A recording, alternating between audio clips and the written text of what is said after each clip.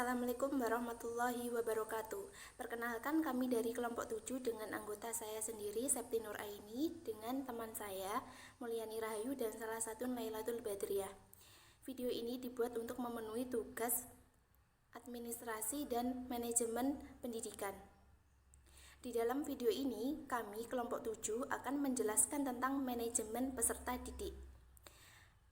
Langsung saja kita akan membahas tentang apa sih yang dimaksud dengan manajemen peserta didik itu? Mari kita bahas. Perlu diketahui, manajemen peserta didik itu merupakan gabungan dari dua kata, yaitu manajemen dan peserta didik. Di sini, manajemen merupakan proses merencanakan, mengorganisasikan, memimpin, dan mengendalikan pekerjaan anggota organisasi dan menggunakan semua sumber daya organisasi untuk mencapai sasaran organisasi yang telah ditetapkan. Sedangkan peserta didik merupakan orang atau anak didik yang sedang menuntut ilmu, pengetahuan yang berusaha untuk mengembangkan diri dalam sebuah jenjang pendidikan, baik pendidikan formal maupun pendidikan non-formal. Peserta didik adalah seorang yang terdaftar dalam suatu jalur, jenjang, dan jenis lembaga pendidikan tertentu, yang selalu ingin mengembangkan potensi dirinya baik pada aspek akademik maupun non-akademik melalui proses pembelajaran yang diselenggarakan. Jadi, dapat disimpulkan bahwa manajemen peserta didik merupakan sebagai suatu usaha untuk mengatur, mengawasi, dan melayani berbagai hal yang memiliki kaitan dengan peserta didik agar peserta didik mampu mencapai tujuan pembelajaran di sekolah, mulai dari peserta didik tersebut masuk sekolah sampai peserta didik tersebut lulus sekolah. Selanjutnya, tujuan dan fungsi manajemen peserta didik. Tujuan manajemen peserta didik adalah membantu menunjang proses pembelajaran di lembaga pendidikan atau sekolah dengan cara segala sesuatu kegiatan peserta didik diatur di dalamnya, sehingga nantinya proses pembelajaran tersebut dapat berjalan dengan aturan yang telah ditetapkan dan dapat memberikan feedback bagi pencapaian tujuan sekolah dan tujuan pendidikan. Nah, selain tujuan, manajemen peserta didik juga memiliki fungsi, yaitu sebagai sarana bagi peserta didik untuk mengembangkan diri seoptimal mungkin, baik individu, sosial, aspirasi, kebutuhan, dan potensi lainnya. Hal ini dijelaskan menurut Imron dalam bukunya, yaitu Manajemen Peserta Didik, bahwa secara umum fungsi manajemen peserta didik untuk mengembangkan diri seoptimal mungkin, baik yang berkenaan dengan segi individualitasnya, sosialnya, dan aspirasinya, kebutuhannya, dan potensi lainnya dari peserta didik. Materi selanjutnya adalah prinsip manajemen peserta didik. Adapun prinsip-prinsip dalam manajemen peserta didik adalah yang pertama, manajemen peserta didik dipandang sebagai bagian dari keseluruhan manajemen sekolah. Oleh karena itu, ia harus mempunyai tujuan yang sama dan mendukung terhadap tujuan manajemen secara keseluruhan. Yang kedua, segala bentuk kegiatan manajemen peserta didik haruslah mengemban misi pendidikan dan dalam rangka mendidik peserta didik. Segala bentuk kegiatan, baik itu ringan, berat, disukai atau tidak disukai oleh peserta didik, haruslah diarahkan untuk mendidik peserta didik dan bukan untuk yang lainnya. Yang ketiga, kegiatan manajemen peserta didik haruslah diupayakan untuk mempersatukan peserta didik yang mempunyai aneka ragam latar belakang dan punya banyak perbedaan. Yang keempat, kegiatan manajemen peserta didik haruslah dipandang sebagai upaya pengaturan terhadap ketersediaan dari pihak yang dibimbing. Yang kelima, kegiatan manajemen peserta didik haruslah mendorong dan memacu kemandirian peserta didik. Yang terakhir, yang keenam, apa yang diberikan kepada peserta didik dan yang selalu diupayakan oleh kegiatan manajemen peserta didik haruslah fungsional bagi kehidupan peserta didik, baik di sekolah lebih-lebih di masa depan. Materi selanjutnya yaitu tentang pendekatan dalam manajemen peserta didik. Adapun pendekatan dalam manajemen peserta didik yang dilakukan untuk mencapai tujuan dan fungsi manajemen peserta didik dibagi menjadi 3 pendekatan. Yang pertama adalah pendekatan kuantitatif, the quantitative approach. Pendekatan ini lebih menitik beratkan pada segi-segi administrasi dan birokratif lembaga pendidikan. Pada pendekatan ini, peserta didik diharapkan dapat memenuhi tuntutan-tuntutan dan harapan-harapan lembaga pendidikan tempat peserta didik itu berada. Wujud pendekatan ini pada manajemen peserta didik secara operasional adalah dengan mengharuskan kehadiran secara mutlak bagi peserta didik di sekolah, memperketat presensi, penuntutan disiplin yang tinggi, dan menyelesaikan tugas-tugas yang diberikan. Dengan demikian, diharapkan peserta didik menjadi mampu. Yang kedua, pendekatan kualitatif, the qualitative approach. Dibandingkan dengan pendidikan kuantitatif yang bertujuan membuat peserta didik menjadi mampu, pendekatan kualitatif ini bertujuan untuk membuat peserta didik menjadi senang dan sejahtera. Asumsi pendekatan ini adalah jika peserta didik senang dan sejahtera, maka mereka dapat belajar dengan baik. Selain itu, mereka juga akan senang mengembangkan dirinya sendiri di lembaga pendidikan yang mereka tempati. Pendekatan ini juga menekankan perlunya penyediaan iklim yang kondusif dan menyenangkan bagi pengembangan diri secara optimal. Nah, yang ketiga yaitu pendekatan terpadu. Pendekatan ini merupakan perpaduan antara pendekatan kuantitatif dan kualitatif. Di dalam pendekatan ini, peserta didik diminta untuk memenuhi tuntutan-tuntutan birokratif dan administratif di sekolah, dan sekolah juga menawarkan insentif-insentif lain yang dapat memenuhi kebutuhan dan kesejahteraan peserta didik.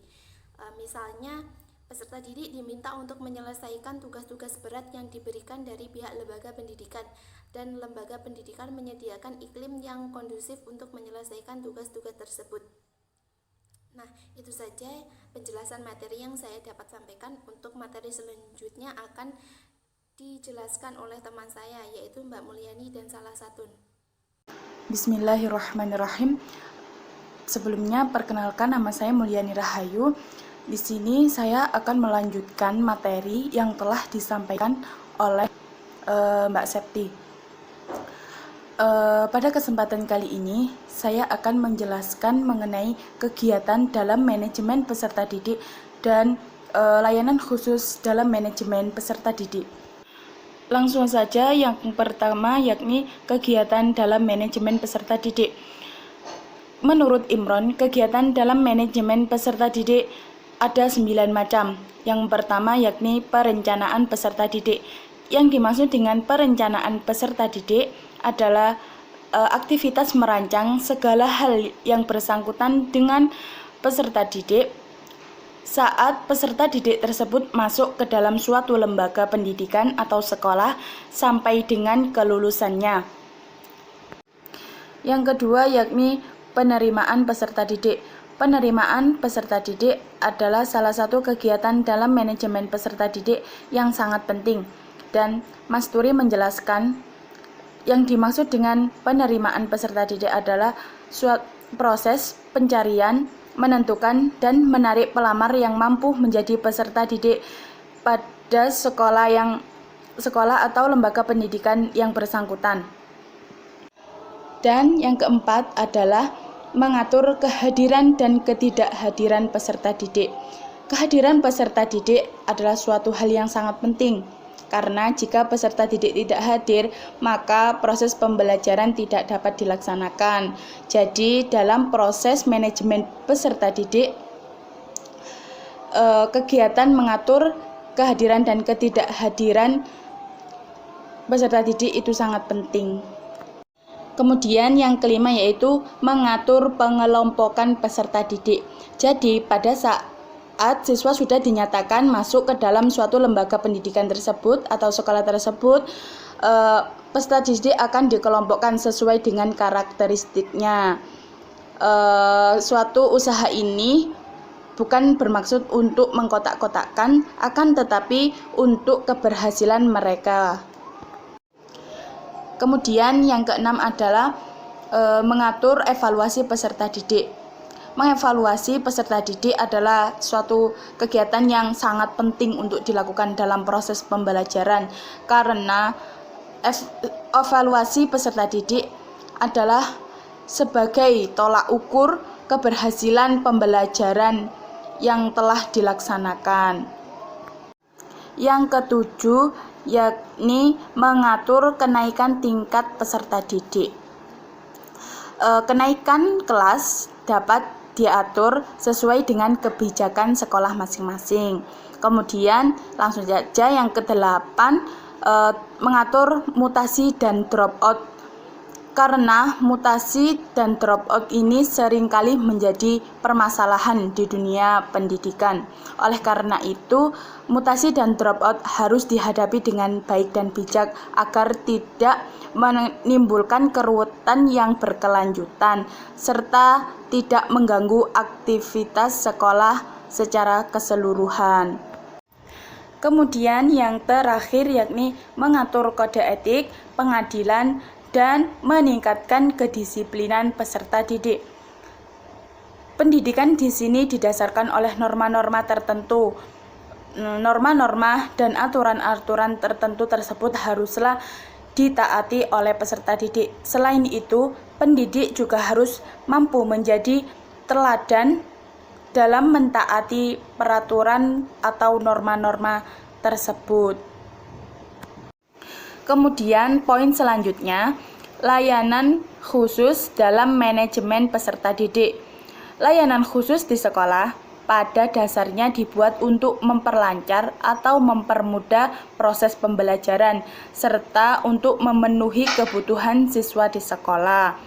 Menurut Wildan Zulkarnain, macam-macam layanan khusus di sekolah ada 13, diantaranya yakni layanan khusus bimbingan konseling, layanan khusus perpustakaan, layanan khusus kesehatan, layanan khusus laboratorium sekolah, layanan khusus ekstrakurikuler, layanan khusus kafetarian sekolah atau kantin, kemudian layanan khusus koperasi sekolah, layanan khusus OSIS, layanan khusus transportasi sekolah, layanan khusus asrama sekolah, layanan khusus akselerasi, layanan khusus kelas inklusi, dan layanan khusus PSG atau prakerin. Sekian materi yang dapat saya sampaikan.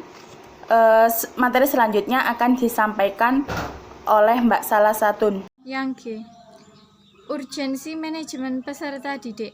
Urgensi manajemen peserta didik pada lembaga pendidikan sangatlah penting karena akan menjadi input, proses, dan output pendidikan adalah peserta didik itu sendiri.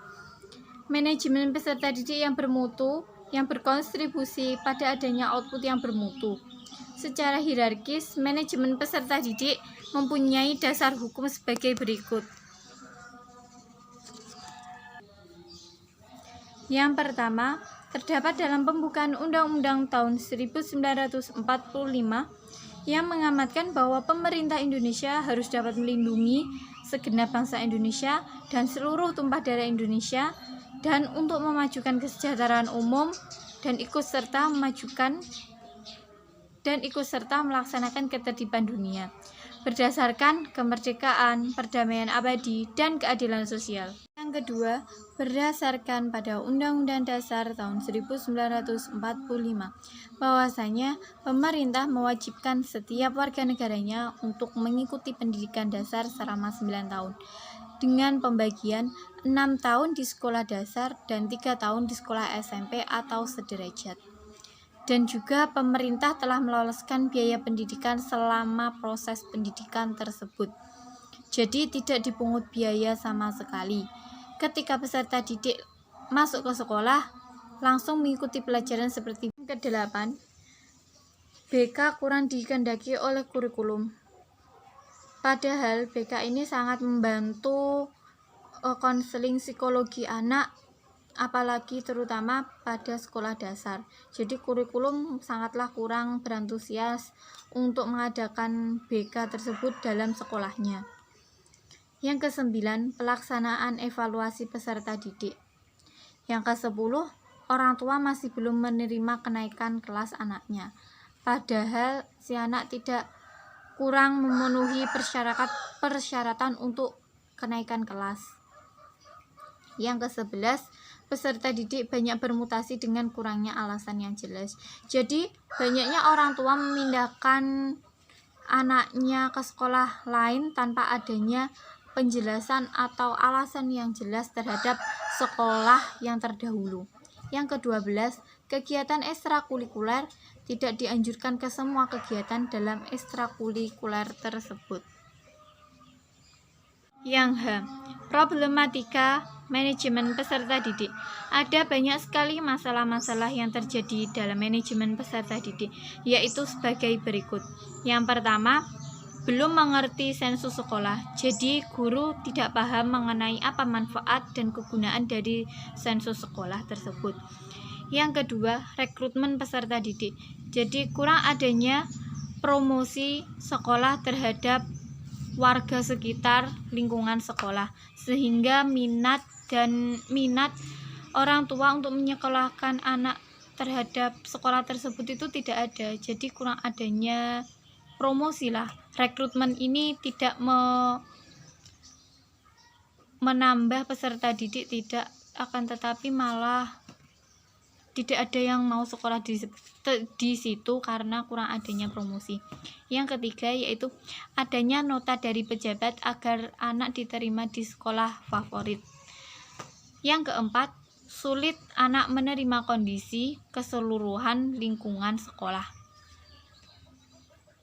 Yang kelima, peserta didik merasa tidak sesuai dengan tempat duduknya. Yang keenam, guru merasa repot ketika pengelompokan peserta didik. Yang ketujuh, penerapan disiplin pada peserta didik. Jadi masih banyak peserta didik yang melanggar aturan-aturan sekolah, sehingga peserta didik mengalami keterlambatan.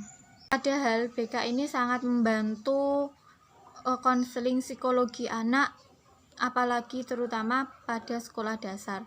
Jadi kurikulum sangatlah kurang berantusias untuk mengadakan BK tersebut dalam sekolahnya. Yang ke-9, pelaksanaan evaluasi peserta didik. Yang ke-10, orang tua masih belum menerima kenaikan kelas anaknya. Padahal si anak kurang memenuhi persyaratan untuk kenaikan kelas. Yang ke-11, peserta didik banyak bermutasi dengan kurangnya alasan yang jelas. Jadi banyaknya orang tua memindahkan anaknya ke sekolah lain tanpa adanya penjelasan atau alasan yang jelas terhadap sekolah yang terdahulu. Yang ke-12, kegiatan ekstrakurikuler tidak dianjurkan ke semua kegiatan dalam ekstrakurikuler tersebut. Sekian, mungkin itu penjelasan dari kelompok kami, kelompok 7, yaitu tentang manajemen peserta didik. Apabila ada salah kata atau kurang kejelasan dalam pemahaman materi yang telah kami sampaikan, boleh banget ditulis di kolom komentar. Nanti dari kelompok kami akan menjawab, atau ada kesan-pesan yang harus disampaikan untuk memperbaiki barangkali nanti presentasi untuk selanjutnya di kelompok kami ini. Cukup sekian dan terima kasih. Wassalamualaikum warahmatullahi wabarakatuh.